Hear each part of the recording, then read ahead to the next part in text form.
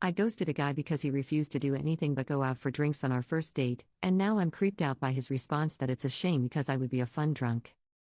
I, 20F, had been talking to this guy, 22M, for about a month.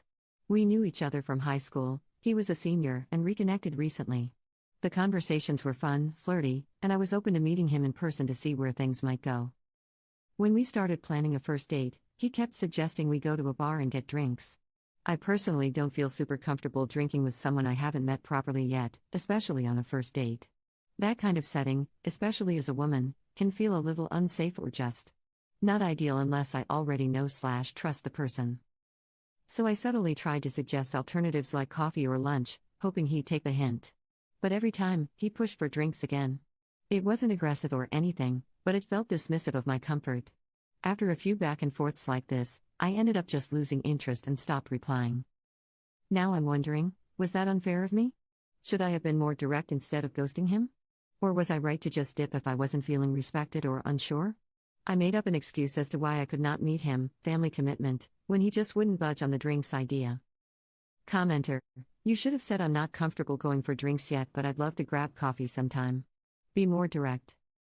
Commenter 2: You made the right call. The guy ignored your discomfort and kept pushing you to get drinks. Why is he fixated on getting you tipsy?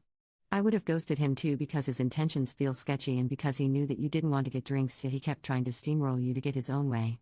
Maybe he's a drunk and maybe he's a perv. Either way, he's not a good choice. Well done, you. Update. Hi again. I didn't expect my original post to get so much attention. This is my first time making an update post, but thank you to everyone who shared their perspectives, especially those who took the time to understand the cultural and safety context of dating in India. So I thought I'd give a small update since a lot of you suggested being direct rather than ghosting, just to see how he reacts and confirm my instincts.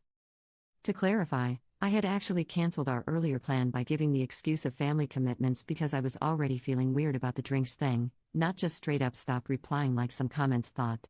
But after reading the responses here, I decided to be more honest, for closure, if nothing else.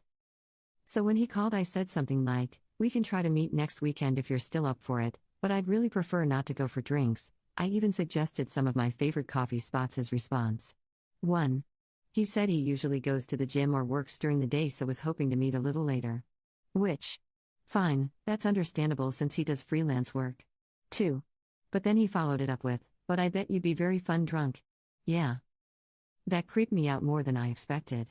Not only did it dismiss what I just said again, it also gave off the exact vibe I was trying to avoid, like the main appeal of the date was how I behave after drinking. I ended up giving vague answers to his follow-ups and haven't taken the conversation further. At this point, I'm pretty sure I'm not going to. Commenter: If he had any interest in getting to know her outside of in the bedroom, he wouldn't be pushing so hard to get her to drink.